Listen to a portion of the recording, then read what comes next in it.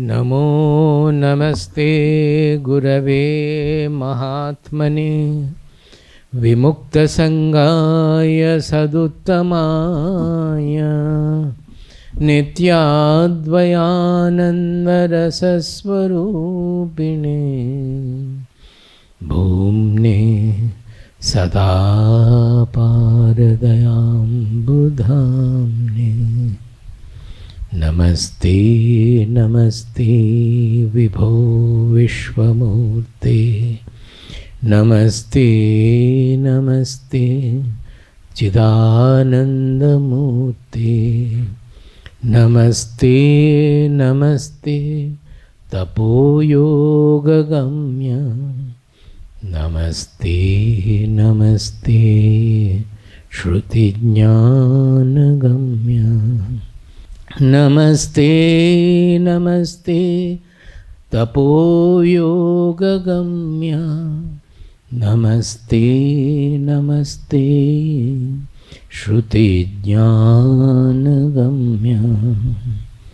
स्वाराज्य साम्राज्य विभूतिरेषा भवत्कृपा श्रीमहिमप्रसादात् प्राप्ता मया श्रीगुरवे महात्मने नमो नमस्तेस्तु पुनर्नमोस्तु नमो नमस्तेस्तु पुनर्नमोस्तु नमो नमस्तेस्तु पुनर्नमोस्तु नमस्तस्मै सदैकस्मै कस्मै चिन्महसे नमः यदेतद्विश्वरूपेण राजते गुरुराजते यदेतद्विश्वरूपेण राजते गुरुराजते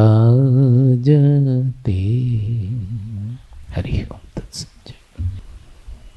See, what I have been discussing all these days,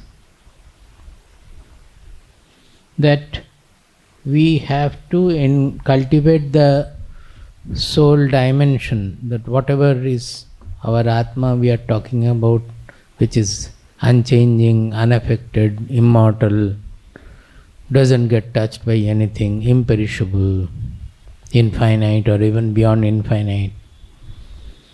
All those things to incorporate in our active life, what finally boils down is to imbue some qualities which are discussed in many chapters, 2nd chapter, 12th chapter, 13th chapter. Particularly 13th chapter is very important because there he has explained 20 qualities and then said etad jnanam iti proktam ajnanam yadatonyatha.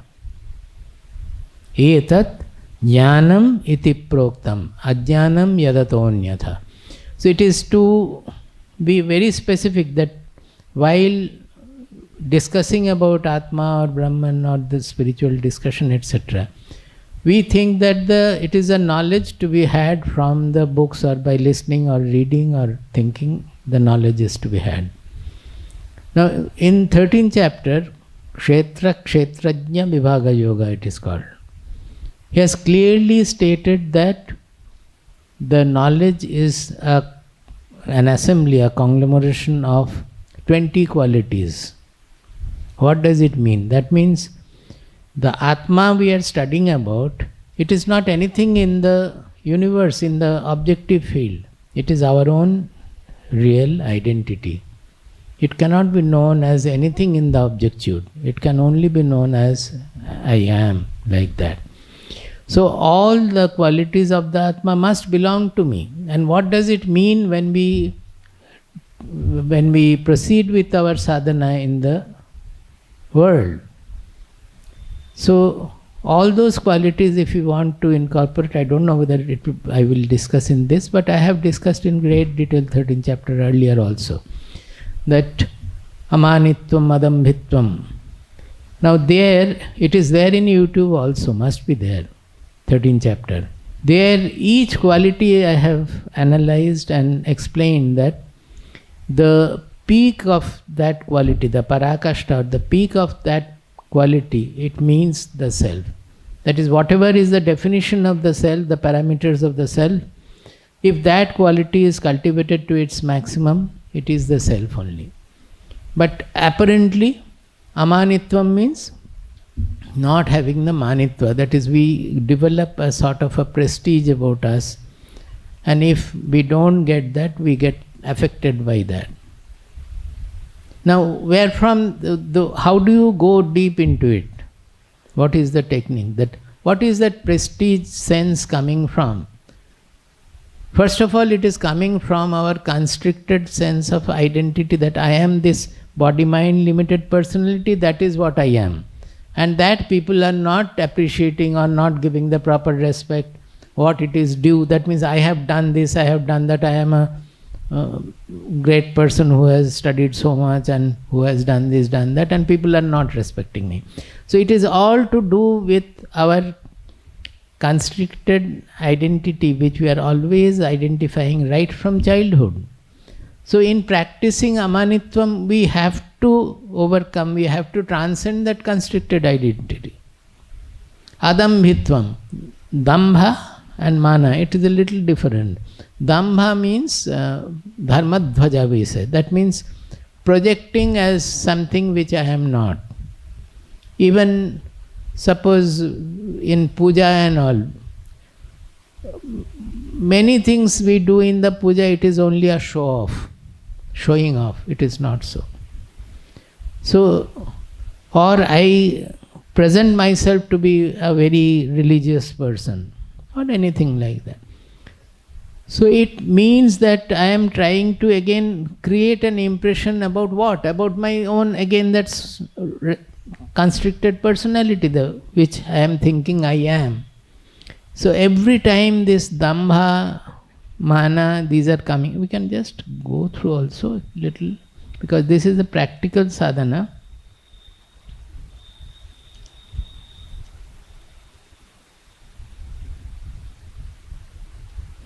Thirteenth chapter. See, how did it start? Let me say a little, you will may be interested. In the second verse of 13th chapter, he is saying, Idam shariram kaunteya kshetram ityabhidhiyate etad yo vetti tam prahuhu kshetrajna iti tadvidaha. He says that this body is called the kshetra. Kshetra means field. The body is the field. That means in the objectude. The body is the prakriti, you can say that. Here he is saying field. Etad yo vetti. One who knows this body is called kshetrajna. Kshetrajna means jna comes from knowing. Who knows the kshetra is called kshetrajna. So it appears to be very simple definition. The kshetra is the body-mind personality, and I who knows this body-mind personality is the kshetrajna. Then the next verse, third one, he is saying, kshetrajnam chapi mam viddhi sarva kshetreshu bharata kshetra kshetrajnanam yat tad jnanam matam mama. Yat tat jnanam matam mama. That means I believe that to be the knowledge. Who? Kshetrajnam chapi mam viddhi sarva kshetreshu bharata. Initially what he said, we will think that I am the kshetrajna for my body-mind personality. He says, no, your real identity, which Krishna says, my, means he has identified with the universal identity. So anybody who wants to know the truth will have to identify with the same thing. That is why he says that he becomes like me, he enters me, he attains me.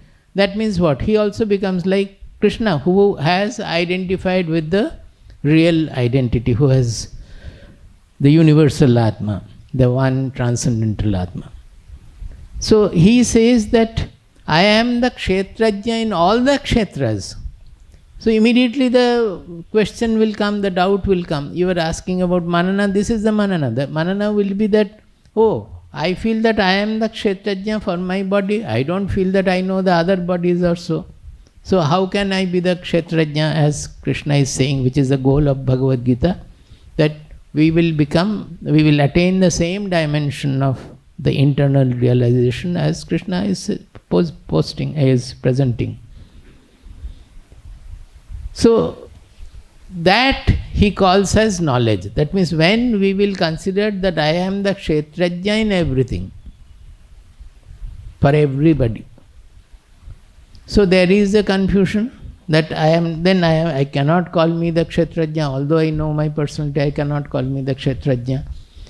So naturally, how to, from this constricted kshetrajna dimension, to expand to that universal kshetrajna dimension. Then immediately he started telling that who is a kshetrajna, like this. He says that Ichha tat kshetram yatcha yadrikcha yad vikari yatascha yat sacha yo yat prabhavascha tat samasena meshunu. I will tell you the kshetra, what is consisting of the kshetra. Rishibhir bahudha gitam chandobhir vividhaih prithak brahmasutra padaishchaiva hetumadbhir vinishchitaihi. It has been spoken of in the Shastras like this. What is that? Mahabhutanya hankara buddhir avyaktam evacha indriyani dashaikamcha panchachendriya gocharaha ichha dvesha sukham dukkham sanghatas chetana dhritihi etat kshetram samasena savikaram udahritam. That is what is our personality. That he has discussed in great detail. I am not going to do that part here. Saying that, from 8th verse onwards, he is discussing what is this knowledge and how can you become the kshetrajna.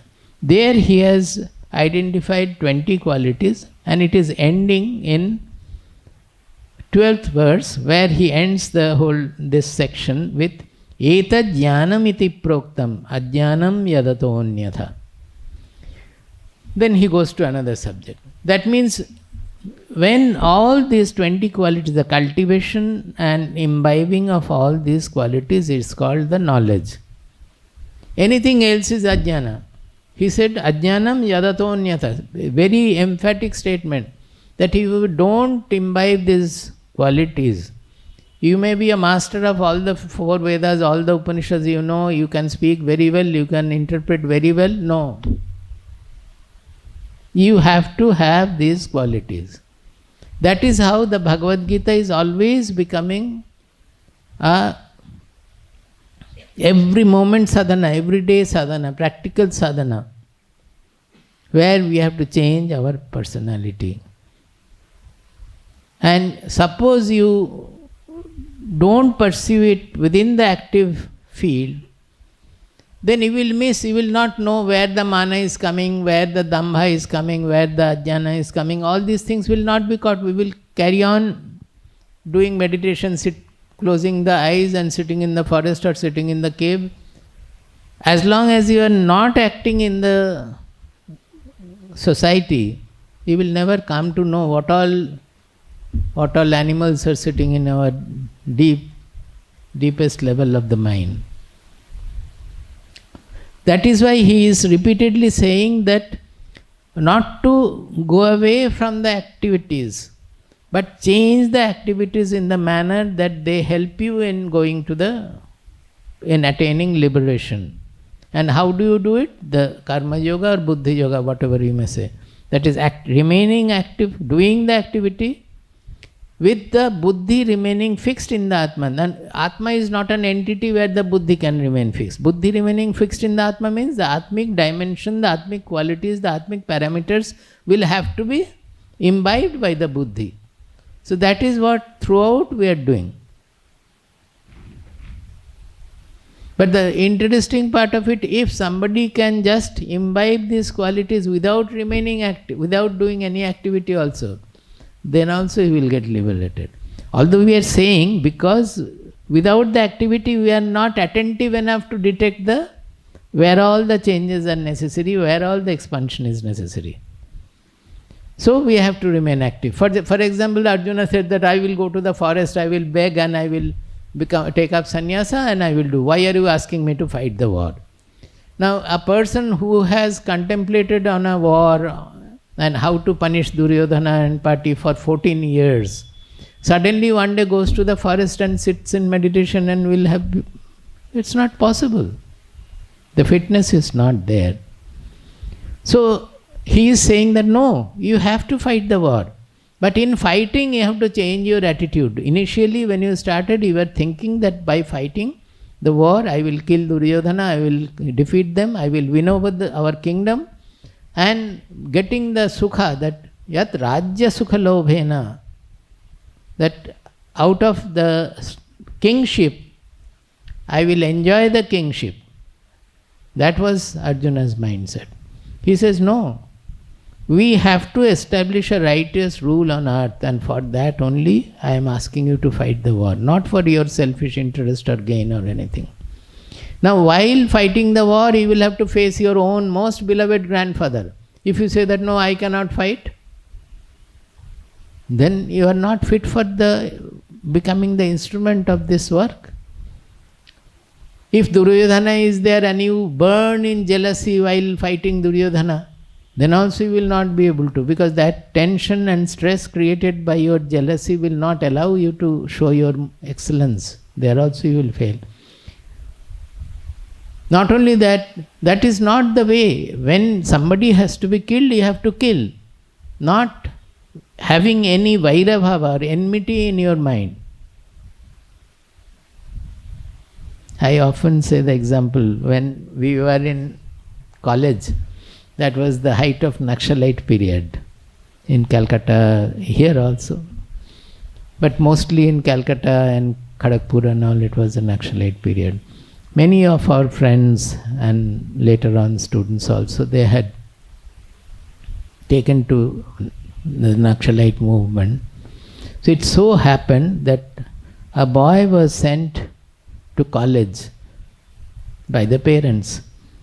He was studying and he joined the Naxalite movement. Anybody would have joined. Those days it was so much of fiery lectures used to be given by the people who were building up the forces. I was also tutored for a long time. They wanted to brainwash and I was almost brainwashed. Had I not got the spiritual background, I would have joined perhaps, but I could see through that they were not all right. The first point I asked them, that you are calling China's chairman is our chairman. Mao Zedong, everywhere there was posters in the college, in the university. What is this? What do you mean? I cannot accept that. You may say universal communism is for universe, not for our country and all. I cannot agree to that. Whatever. All those things were happening and anybody would have joined. So this boy who joined, once it was somewhere in Medinipur, I think, the police party was chasing to catch hold of the two Naxalites because they had bombed a police station and died also, people died also. Now when they were face to face, the police party and the Naxalite people, they were face to face, suddenly the police inspector who was heading the team, he found that his son is in the front of the Naxalite group. His own son standing, and it's just like Arjuna and Bhishma, sort of a thing. So seeing that, and he did not know that his son has become Naxalite. That's a shock altogether. One is that son has become Naxalite. Another is that he may have to kill his son. So naturally he did not fight Mahabharata what to develop the dimension of Arjuna. Why I am saying? Because Arjuna also did not have the dimension. You all know the story. Twice it happened that Arjuna was not ready to kill Bhishma. So much so that Krishna said, I have promised I will not take weapon, but tumse hoga nahi. You are coward. You will not be able to kill Bhishma. I will go to kill Bhishma. He went with his Sudarshana Chakra. And immediately Bhishma said that, oh, will I have the blessedness to die in your hand, oh Krishna, please, please, please. So before that, Arjuna came and fell at his feet and said that, no, I will fight my grandfather. Please come back. You don't have to take any weapon. And the arrows he was throwing, they were hitting Bhishma's, the shield, and falling off. It was not powerful enough. So Krishna was chiding him, scolding him, that what are you doing? So here what happened, the police inspector said that, see, his next junior, he said that my son is there right in front. I don't have the guts to carry out my duty. I am going. Suppose he is a good person, otherwise what would have seen that my son at least should get released and all others can be killed. Is it not normal? He did not do that. He knew that now my son might be killed, but I cannot do it. So he left the team and leaving it on the second. I was saying that unless you are in the active field, you will not know what this expansion means.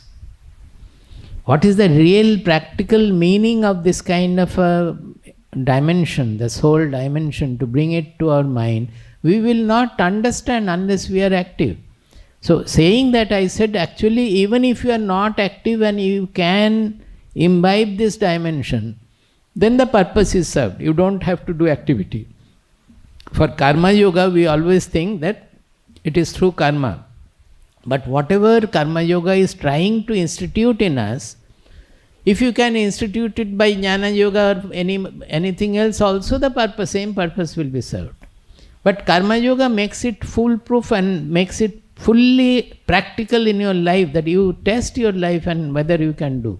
And the prakriti is such, the providence is such that it will take you to higher and higher problem. That is, suppose in one stage you can have your uniformity and samatva vision, all are equal. Prakriti will put you into a greater difficult situation where it will be tested and you have to go further up. If you can pass it, then again something will come up where you have to go further up. So that is the way the karma yoga proceeds. Every time you have to, like Kashtipathar, that testing the gold with the active life. In the active life you have to test whether how far you have gone. So saying this, he is talking about, I will just read this, it is important. Amanitva, we can repeat also, something will remain in your mind. Amanitva madambhitvam, Amanitva madambhitvam, ahimsa kshantirarjavam, ahimsa kshantirarjavam, acharyopasanam shaucham, acharyopasanam shaucham, स्थैर्यमात्म विनिग्रहः, स्थैर्यमात्म विनिग्रहः, इंद्रियार्थेषु वैराग्यम्, इंद्रियार्थेषु वैराग्यम्, अनहंकार एव च, अनहंकार एव च, जन्म मृत्यु जरा व्याधि, जन्म मृत्यु जरा व्याधि, दुःख दोषानुदर्शनम्, दुःख दोषानुदर्शनम्, असक्तिरनभिष्वङ्गः,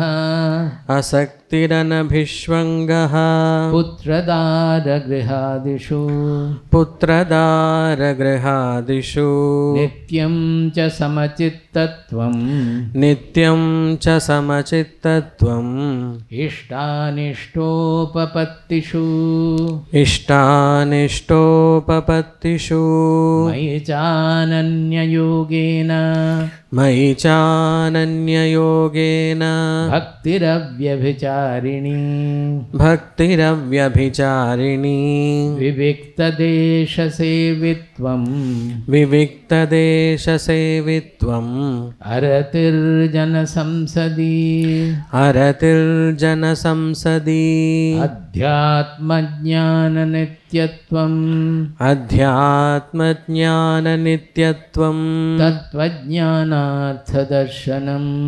तत्त्वज्ञानार्थदर्शनम् Etajnanamiti proktam एतज्ज्ञानमिति प्रोक्तम् Ajnanam yadatonyatha.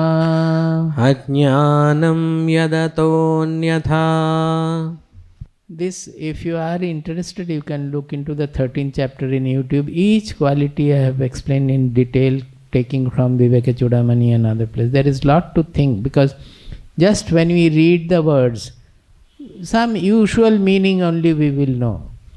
To how to apply in practical life, unless we deal with that, it will not have its full effect, not have effect also. Amanitvam, madambitvam, ahimsa, kshanti, arjavam, all we have heard about it. What does it mean in practical life? With example, it has to be understood. What does it mean? And each quality has got its different levels. At one level you do, then further. When you do it, you will find that as you proceed with one of these 20 qualities, all others also start adorning you. This is the great mystery of it. When you progress in one quality of one of these 20, as you proceed further and further, you find the other qualities are also adorning your personality. Why? Because all these qualities have come from the same state. Suppose there is a hill. On the top there is a... Why the human being is there? Quality. No, but this is a hill where the glacier, as it is in Himalaya, you find that all the rivers have come from the same glacier almost, the Tibet glacier, from which all the major rivers, including Brahmaputra, they have come on different sides. Now from the hilltop, these rivers are coming back. You consider you are moving along one river. You are climbing the hill along a river, the upstairs you are going. As you go towards the peak, are not the distance between all the rivers are coming down. When you finally reach the top, they have all got merged into one, from where they are coming. Exactly same is our spirituality also. When you attain that soul dimension, from there all the qualities are coming. So any quality we start inculcating more and more and more, all these other qualities also will come. Because they all depend on the expansion of our identity, nothing else. All the troubles in our personal life as well as social life has come from the constricted identity we suffer from. We are repeatedly saying that Ajnana, just like a cloud covering the sun, our real identity, which is same for all of us, we are all having that great dimension in us. Nobody can say I don't have. We are only not utilizing that. One is that we don't know, another is we don't care to know.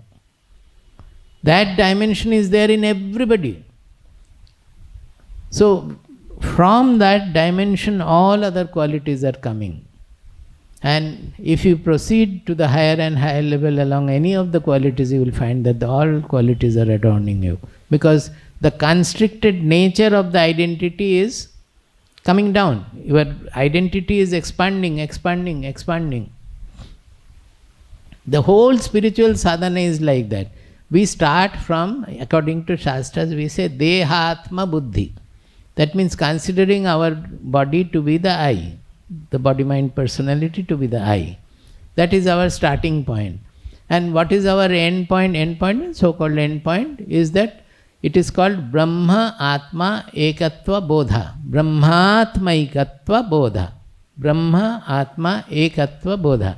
That means whatever I have been thinking that I am small, I am limited by that body-mind personality, slowly that change into I am the Brahman, which is the substratum of the entire universe. The universe is only appearing in that Atma or consciousness. So the value of the whole thing gets changed. The universe is appearing on that. So it is not that as we think that the world is mithya and all, it is not so. The meaning of mithya is entirely different. Am I not a product of the world? My body, mind, personality, what I am speaking is all a product of nature, product of the world. And if being a product of the world, we say that the world is not there, does it mean anything? Tell me. I am a product of the world and I am saying the world is not there, it is all mithya. Then my statement is also mithya. You cannot say like that. But we are saying, but the fact is that we have to know in what sense they are saying that it is mithya. Actually, the world alone is satya. If we speak the truth, it is because the world is making us think about the soul, thinking about the Atma, thinking about Brahman. So unless that is there, where is the question of Brahman coming in? All are product of all these are concepts of the mind. Brahman, Atma, God, everything is concept of our mind.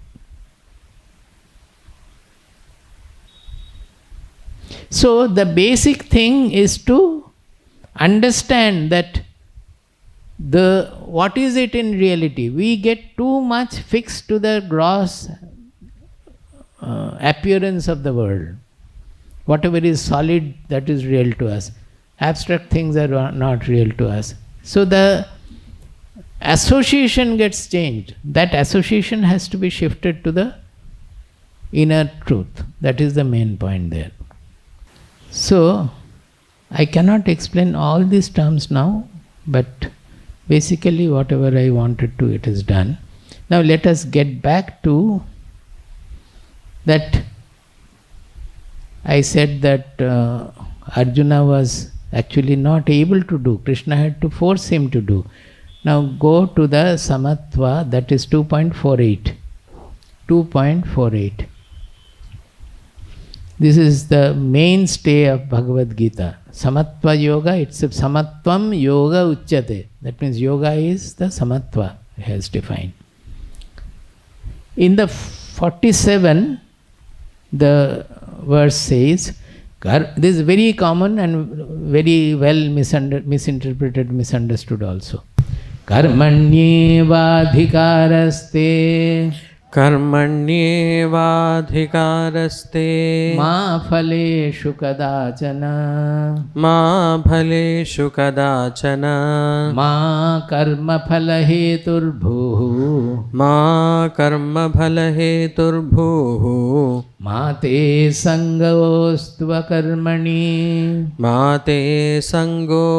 karmani karmani eva adhikaraha te adhikaraha karmani eva ma phaleshu kadachana sangaha astu. That is not said ma phaleshu kadachana. Ma karma phala hetuhu bhuhu ma bhuhu karma phala hetuhu ma te sangaha astu akarmani. These are 4 statements defining that what he should do. Now first thing is that, which has been repeated in quite a few chapters, that Arjuna was repeatedly asking that, you have said the Atma is immortal and this is it about Sankhya Yoga after he spoke. Then after saying all this, I understand that this is the great aim of human life, that to understand what we are and the Atma is immortal. Then why are you asking me to fight the war where I have to kill my own grandfather, my enemy as well as friends? That is always Arjuna's confusion. So he is repeatedly saying that this war, which is the most intense kind of involvement, you cannot think of such involvement working in an office or kitchen or anywhere you do, even fighting a war now. Those were the war where the king has to fight himself, standing in the war field. And that too of a Mahabharata kind, where his own people also are on the other side. So kind of involvement necessary is tremendous. In such an involvement, if you can remain impersonal and impartial and fulfill your work, it means the corresponding promotion also will be faster. After fighting the war, you will automatically get promoted to asangatva, because all the sangha was tested during the war. So, whenever he is saying that you are telling me this, that this is the yoga, this is Buddhi yoga, this is Sankhya yoga, but you are asking me to fight the war. I don't want to fight the war. I want to practice this yoga. And every time Krishna is correcting that you are not fit for that. You are fit for this Buddhi yoga, Karma yoga or Buddhi yoga. Karma yoga means attaining this fusion of small I with the universal I. That is the yoga. Attaining it through action by changing your attitude with which you are doing the action. And how will you change your attitude? By performing the Buddhi yoga. How? Then you have to understand what are the dimensions of the Atma and Brahman and incorporate those dimensions in the Buddhi. That will make your all actions as yoga. It will become Karma yoga. And you will attain the same. He is repeatedly saying that Jnana yoga also people attain the same goal which you are going to attain through this. It is only twofold way, depending on the practitioner. The goal is the same in both. But you should take to what you can do. You cannot take a practice which you are not fit for. If you go to the forest and sit for Jnana sadhana now, you will not be able to. Vivekananda used to say that our people in India, they should not meditate because they are already under the influence of tamoguna. The young people, they should play. They should have good sports and all. Then only we can think of sattva-guna and sitting for meditation. Because they have to get over the tamoguna through the activities. They should act. That is why in Ramakrishna Mission so much of service orientation is given. Because everybody who come for sadhana will not be fit for Jnana yoga. But what will they do? If they remain in the ashram idle and only listening to lecture, then it is not right for them. They will not grow through that. So they have to do some service, and through service what will happen? That service mentality, if they can inculcate, that itself will expand their mind. You are not doing for any gain of yourself. It is a different kind of a service. You are dedicating your life for the service of humanity. So no gain for you, nothing. Only you have to do it with a dedication with which the whole earth is running. Everybody is doing their own work. The earth is going around the sun without stopping for even a fraction of a second. If the earth wanted to take rest one day, what will happen? The whole thing will collapse. But because there is no desire, there is no question of taking rest. Even about the plants and flowers and also. It is all motivated by, it's not motivated by desire. So they go on performing whatever is the condition, whether anybody is seeing, not seeing, they go on doing it. That is what the Karma Yoga is. That the whole nature is a combination of the three gunas. If we, many people may not know, but we have to understand. The sattva, rajas, tamas, they are constituting the whole world of activity. Like that, our body, mind, personality is also a product of the world.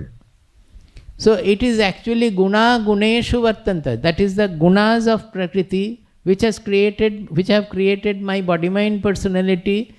Projecting as the body, mind, personality, it is interacting with the Prakriti, which is also a product of guna. It is guna interacting with guna. So where am I coming? I am nowhere there. The I is only an observer of that. It is called phenomenological. Phenomenological means that if you can introduce that into your mind, you see the whole nature is active, everything is active. Like that, your body, mind, personality is doing whatever to be done, but you are just an observer, which we call the Sakshi Bhava. Guna guneshu vartante iti matva na sajjate. They will not develop any sangha to you. What is happening is that I am getting associated with the body, mind, personality, where I am introducing an ego there. That I am doing this, I have done this, I have to do that. So I develop the sangha there. If that projection of a different ego is not that, the ego as a hub of the personality is always necessary, otherwise we will not be able to function. Our ego, the body, mind, personality, the ego is the hub of the personality, which is integrating all the memory, the future bhavana, and what the ears are saying, what the eyes are saying. All this integration is done by the ego, by the brain. If that ego gets spoiled, then we will become either a vegetable or we will be functioning as a, what do you call it, split personality, and many things can happen. It will become all irregular. So it is ego. When we say, we don't mean that the center hub of the personality which is essential for functioning. By ego we mean egotism, and if you think of ego, by ego in spirituality we mean that while acting in the world, living our life, we posit a different eye on it. That is, the body-mind personality is functioning in the world, doing its activity. We are identifying with a special I which we have manufactured. That is, this is what I am. I look like this. Actually, I doesn't look like anything. I did it. I has never done anything. It is done by your body-mind personality. So to disassociate, in 14th chapter, it is very clearly said, 14th chapter, 19th verse, I think.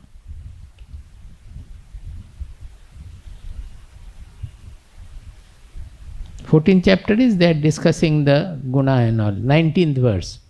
Nanyam gunebhya kartaram yada drashtanupashyati gunebhyascha param veti madbhavam sodhigacchati. He says, when the seer does not see any doer besides the gunas and also perceives that which transcends the gunas, then he attains my state, the supreme state. What does it mean? Normally the seer means we, the perceiver or knower, whatever you may say. We are seeing whatever is happening. All the phenomena of the world we are seeing. But beyond that, we are thinking of an individuality who is entangling in that. He says that yada, where is it gone? Yada drashta, that is jiva, darshaka, gunebhya anyam kartaram nanupashyati. That the doer, the karta, we are saying that I did this, I do this, I have to do this. This is a karta bhava, katri bhava. He doesn't see any such karta. The gunas are playing with the gunas. Not only that, there is something else. Not seeing the karta is one. There is something else. Gunebhyascha param veti. He sees something transcending the gunas. The guna is part of the prakriti, but the consciousness is transcending the gunas. The whole prakriti is playing in that consciousness. So he has to know that gunebhyascha param also. I will try to relate it to the last days, where 2-3 classes before. That indriyani paranyahu indriyebhyah param manaha manasastu para buddhi yo buddhehe paratastu saha.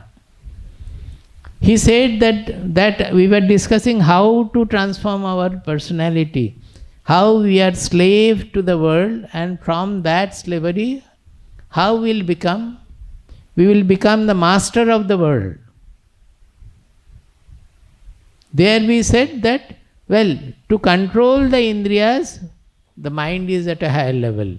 So the mind, without the association of the mind, the sense organs cannot do anything.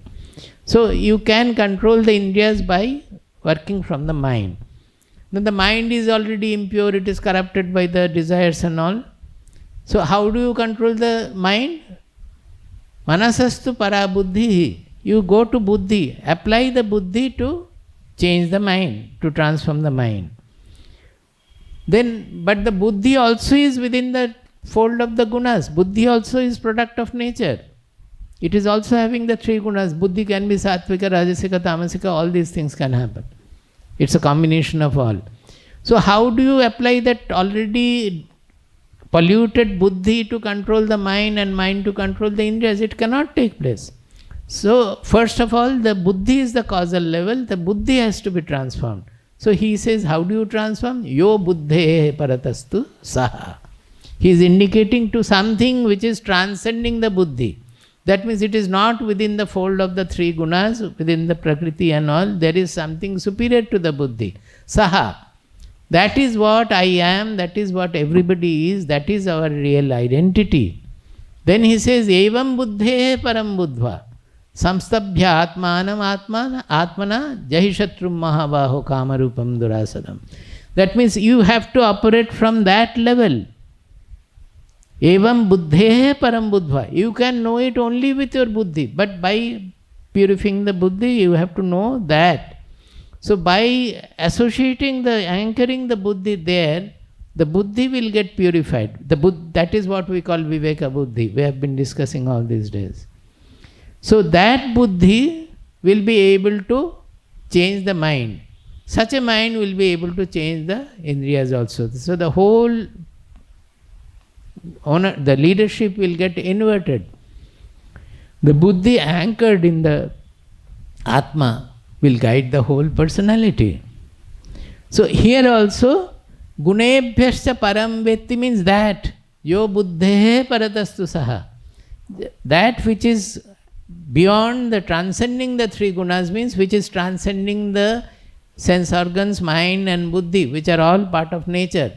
But the consciousness is not part of the nature. The whole nature is actually appearing in the consciousness. Consciousness or Atma or Brahman is the substratum. Not, when we say substratum also, we will think that it is in the objective field. It is not in the objective field. It can be only known as our I, nothing else. Aham pratyaya gocharaha.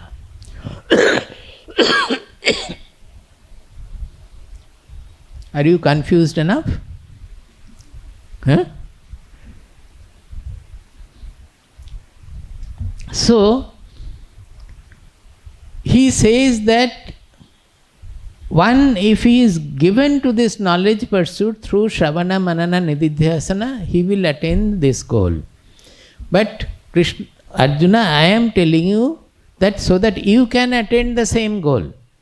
And you are not fit for Jnana Sadhana because of your basic nature, your Shraddha, everything. But I am telling you, you proceed through whatever actions you are supposed to do, remaining anchored in the Buddhi Yoga, and then you will attain the same goal. So, karmani eva adhikaraha te adhikaraha. This adhikara shabda doesn't mean right. It may mean in some cases, but in Shastras always adhikara means fitness, deservingness. In every Shastras, at the beginning there will be an adhikara tattva. Who is fit to read this Shastra? That is true of everywhere. Suppose you want to get admission in the college. If you don't have the school certificate, will they allow you? You have to pass the school to get into the college. Suppose you have studied biology and you want to join the engineering course. Normally they will not allow unless some special something is allowed. Suppose you have studied history and you want to become a mathematician. Naturally you have to appear for some other test to prove your fitness. So everywhere for everything, even in military, are you fit to be which person, which part of military, which position? Everywhere this adhikara is important. Unless you deserve it, it will not be proper. As Ashwathama did not deserve the Brahmastra. So Drona being his father also, he did not give him the Brahmastra because he did not deserve it. Drona knew that if Brahmastra is given to him, he will create all havoc in the world. But he somehow surreptitiously learned part of it, not fully, whatever it is. So, he is telling Arjuna, the karmani eva adhikaraha. You are fit for karma, action. But I will ask you to do all the actions in the being anchored in yoga, so that you can attain the same thing. For that, what do? Ma phaleshu kadachana. That means you never get overwhelmed by or develop sangha towards the result. Now result, the other day also I told repeatedly, strongly, that in Bhagavad Gita or any spiritual shastra, the result of an action doesn't mean the objective result. Do you understand? जो कुछ भी हम करते हैं उसका एक फल होता है. जो बाहर जो फल होता है उसको हम कुछ नहीं कर सकते. हम इस वॉच को तोड़ दिया. The result is the broken piece. Can you say that I don't want the result? जो करने से जो कुछ, आप यहाँ आना चाहे हैं, चले घर से चले यहाँ पहुँचे, पहुँचने के बाद आप बोल सकते कि नहीं हमने तो आना नहीं चाहा, उसका कोई अर्थ है क्या? It is never about the objective result. There is no question of renouncing the objective result at all. Bhagavad Gita is not speaking about the objective result. Not only that, it is meaningless. How can the objective result be renounced? A pregnant woman delivers after 9 months. All through, it is a cause and effect chain. It was growing, you deliver. That is the result immediately. No, I don't want the child. Because Bhagavad Gita says phalatyaga. कोई अर्थ होता है क्या? We should understand that the cause and effect is going on every moment, not at the end of the work only. Every moment, whatever action is produced, the effect is the result of that. That becomes the cause of the next step. That becomes the result of that. And there we cannot do anything. It is whatever you do, the result comes. If you have studied well, normally you will be able to write the exam also well. That is the objective part of it. What we have to renounce is that we are tagging our inner aspirations with that result. That is, if I get the first class, then only I will become happy. This I will become happy is the result Bhagavad Gita is talking about. In everything, in any action we are doing, you think whatever you have been doing throughout the day, it is only to become happy. Whatever we are doing, I will get this, I will do that, I will get that, then finally what will happen? By that I will become happy. Even in marrying also, I want to get married, and particularly that partner also, then I will become happy. You want to marry, you see that it will be harmonious or not, because you are going to have a married life, you find out all the parameters of a proper married life so that it will be, everything will be all right, but never be deluded that you will become happy. वो सोचेंगे तो गड़बड़ होना है. If you don't think that I will become happy by marrying this girl or this boy, it is not going to happen, or even if it happens, it doesn't matter. You marry, seeing the conditions and all, whatever to be done, according to you select and you marry.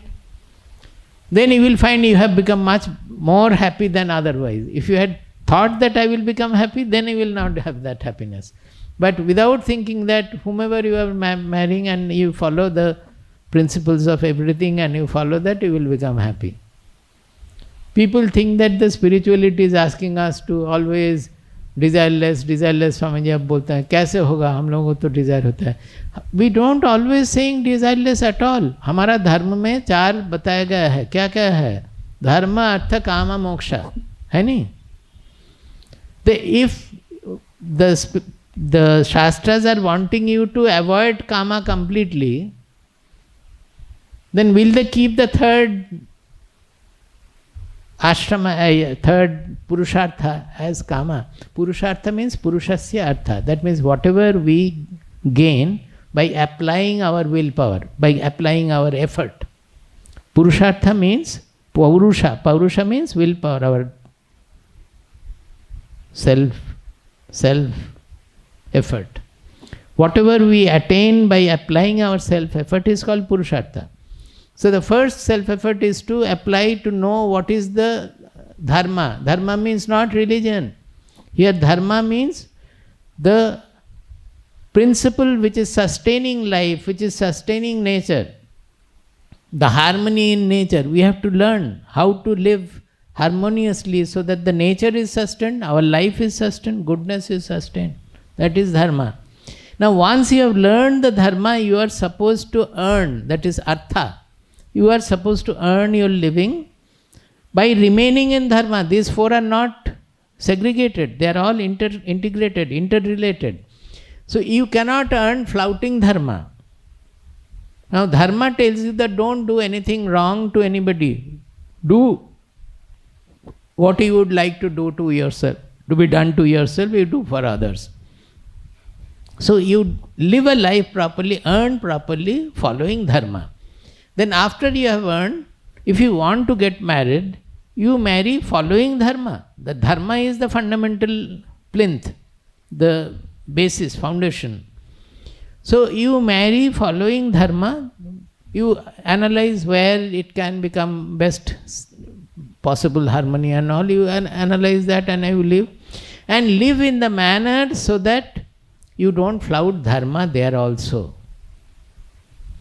That is, they are saying that whatever kama or desires are not harmful to anybody, those desires to be fulfilled. Otherwise, your mind will not be liberated. It's not for everybody. Some people will be right from the brahmacharya, they will take to sannyasa. That is different. But by and large, everybody, they will have to go through the stages of life. They will earn, they will live a family life. And in the family life, whatever to be done, you do it according to the dharma. Now the secret of it, which people do not know, is that when you do following the dharma, you will find that the whole life is become very fulfilling. Even kama, you will find when you fulfill your kama following dharma, very soon you will be outliving kama. Normally we are overwhelmed by kama and we are not able to get fulfilled also. But remaining on dharma, when we fulfill the kama, very soon we can outlive. That whole dharma, our quotes are so that you live and outlive, live and outlive. So even the kings, they used to leave the throne and go to for spiritual pursuit or vanaprastha or sannyasa at the age of 50, maximum 60, 40 to 60, 50, 60. 50 is the way, I think. Because they used to become fulfilled by then, whatever to be done, and they would go for the further growth of because the fundamental code of our Shastras was you are born with the bondage, as I said, the abhava bodha and the delusion. So we are born with bondage. But before dying, you should die liberated. Before death, you should feel the freedom. You should feel liberated. So everything here, depending on our adhikara, depending on our fitness, the practices are given so that we can live and outlive, live and outlive. Even a sannyasin, he can initially take to various stringent sannyasa codes and all, only to outlive and become atyashrami. Atyashrami means he doesn't have to follow the codes. Initially he may have to follow the codes, but when he has attained the goal of sannyasa, the knowledge, then it becomes redundant because he is already free. He doesn't have any bondage. Even if he stays with his own people, sees his own wife who had been earlier, he will not have any feeling at all. He will be having the very natural feeling as all towards everybody he is having, or whatever exchanges are there, all that will be there. That's all. So it is all set to make us live and outlive, live and outlive, live and outlive. Every stage of life. Such is our civilizational foundation. The other day I spoke about the 4 other foundations on which the religion is based. Now this is karmani eva adhikaraha te. Arjuna, your fitness now is not for shravana manana nididhyasana. You will not be able to do it because his mind is full of fighting spirit, rajoguna. And also you have been contemplating for 14 years on how to punish Duryodhana or kill Duryodhana. Punish, basically. So your fitness is for karma. You remain active. When ma phaleshu kadachana, don't think that by doing this, fighting this war, you are going to be happy. As you had said in the first chapter, that he will win the kingdom and with the sukha of kingship, he will become happy. No. Don't ever think that by winning the kingdom he will become happy. Even from natural point of view also, no king is happy. A good king It's carrying at the most, the heaviest burden. The crown is a burden. If he is a good king, the bad kings may do anything, that is different. So never imagine that you are going to become happy. Whatever is the result of the war, that phala, it will take place. Either you will die or others will die. Either you will win, the others will win. But your purpose is to fight to win, so that you can establish the righteous rule on earth. And that is why I am helping you to do that. So your purpose is to win, but don't ever think that by winning you are going to become happy. After winning, what happened? Were they happy? They were soaked in grief, all of them, including Yudhishthira. Yudhishthira could not sustain it. He had to go to Bhishma, listen to his Upadesha, do the huge yajna for 1 year. So many things had to be done to outlive the grief he was suffering from. Ma karma phala hetuhu bhu. That is, whenever you are doing, you don't become only you are doing for the result. What is the result? I will become happy. You are opening a factory to become happy. How? The factory will produce so many things, I will sell at a great price, I will have so much of money, then I will become a big millionaire and I will become happy. This is not the way. We are karma phala hetuhu. Never become karma phala hetuhu. Mate sangaha astu akarmani. At the same time, do not be given to laziness also, not doing the karma, as Arjuna wanted to avoid the karma. So how the karma has to be done? You are fit for karma, you are not fit for Shravana Manana Nididhyasana Jnana Yoga, you are not fit for. So you have to do the karma, but not as a karmi. You have to do the karma as a karma yogi. And for that I am going to tell you the Buddhi Yoga which will make you a karma yogi. This is the first point. Second point is, understand that the objective fruits, objective results will follow your work, whatever you do. That is the objective result. In the war also, whether you win or not, it depends on so many factors. But don't relate it to your happiness. Whether you win or you lose, you may not become happy. Happiness is altogether different. And for happiness never comes from the world. Happiness comes from within. If you can do the karma without being slave to the result, then you will automatically become happy. You will be happily shedding your body also. You will be happily winning, happily getting defeated, everything you can do.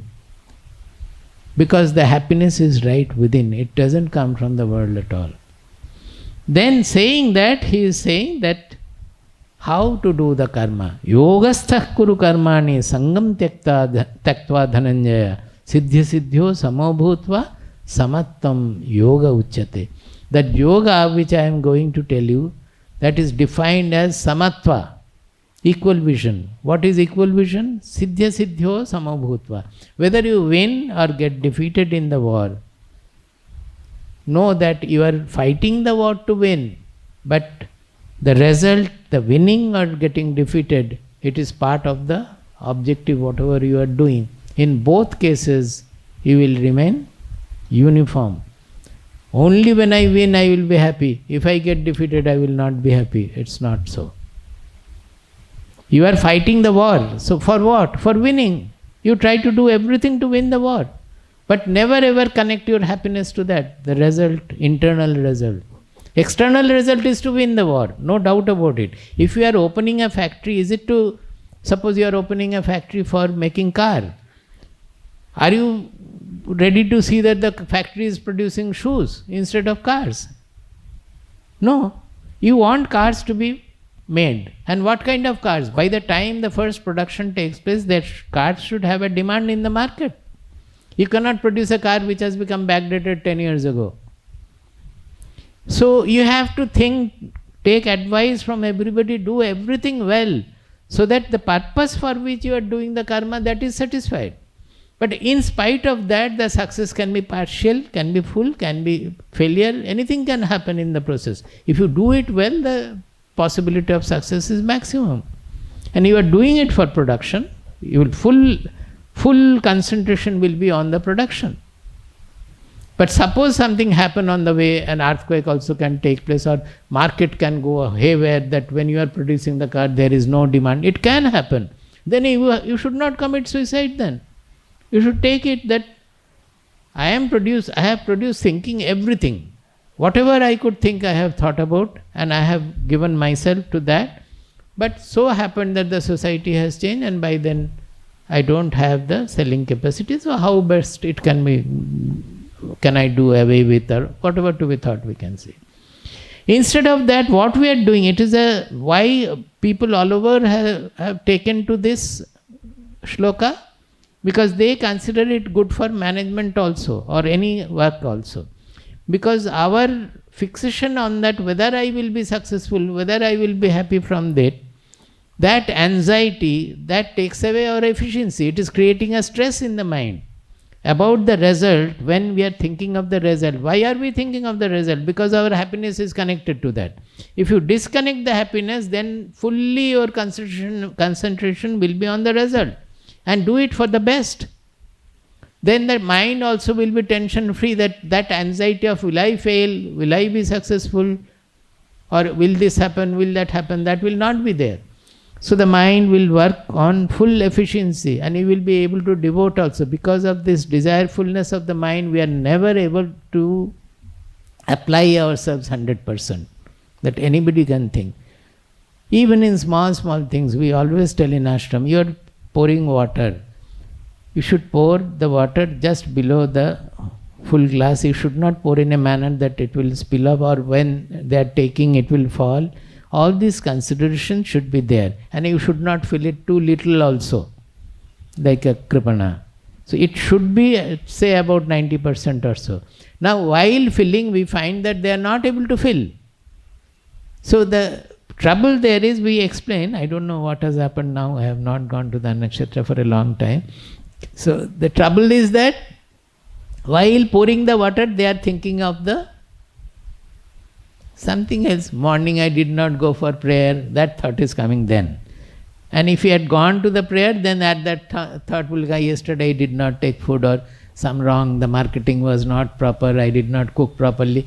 So the mind is always thinking of something else, and all those are connected to some desire for some appreciation from something, desire that I am a great leader, desire that I am running the Annakshetra very well. I am just saying Annakshetra, but it's about everything.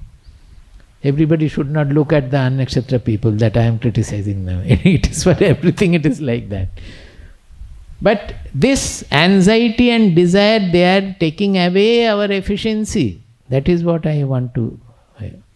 If the mind is free of that, then you will do the work best. The people who are, because of nervousness, failing in exam, it is just because they are, if I fail, what will happen? They are not able to study even. Why don't you see, they think that, well, I have failed the exam, father has sent me away from the home, I am moving along on the road, I am not getting proper. एक thought experiment लगा दो ना, सोचो कि हाँ हमें निकाल दिया है फादर, जाएंगे कहाँ जाएंगे, थोड़ा रेस्टोरेंट में जाके कुछ काम ढूंढेंगे, करेंगे, क्या हुआ उसमें, क्या दुनिया बिगड़ गया क्या, कितने लोग तो कर रहे हैं, क्या हुआ, फेल करो, और at least you fail once to see what happens. Deliberately you fail to see what happens. I had failed once deliberately. Of course, it was a small terminal exam. The father sent a letter to my father. All the attendance in that 3 months, all absent. Then the examination, absent, 0. Then at the end he had written, standing on loose sand. And he wanted my father to reply. So father put that letter in an envelope, sent it to me and asked me what should I reply. So I went with that to the father. Father means the Sensavious father. My father, Purvashrama father, sent the letter to me. So I went to the college father, the principal, and told him that, see, you have sent it to my father and he has asked me what to reply. What do you think about me? No, we know that you are a very good student, you had second rank in the previous terminal, so that is why we have done it, that your parents should know what has happened. We know that it would. Actually that 3 months or 4 months, I was on parivrajana. I did all my parivrajana before sannyasa. I was going around to different places, walking on the sea, staying on the sea beach, sometimes lying on the pine leaf bed in the forest, and moving from here to there, and that is how I could not attend any of the classes. Not liking to, I am not suggesting it that youngsters should follow me. It's not necessary, but this is also can be done. I only say that if you are getting nervous about any result, you impose that result in your mind that yes, it has happened. What will happen? If you are anxious about somebody dying, think that he has died or she has died. And react to that, see how the mind works. Then the mind will be tension free. Okay, we will stop. It is very interesting. That time, what happened is that one day we went to the college in the second half, and I was standing near the notice board. Suddenly the father came and caught hold of me. Today is your exam? Did you appear for the exam? I said, no, I was late. I will give you the questions now. You sit here and doesn't matter. That exam is over. Knowing that I went there, being safe. He says that you sit now, you write the exam now. Then I smiled and said, I will not be able to. Please release me. चला गया. But बदमाश नहीं थे, इसीलिए सब कुछ ठीक से चल रहा था. I am saying I was not a naughty boy, so everything was running all right. Prabuddham vimuktam vikaraadihinam prasannam sada nitya bodha swarupam param nishchalam nirgunam sarvarupam bhajeham sadanusmarami pranomi. Prabuddham vimuktam vikaraadihinam prasannam sada nitya bodha swarupam param nishchalam nirgunam sarvarupam bhajeham sadanusmarami pranomi. Hari Om Tat Sat.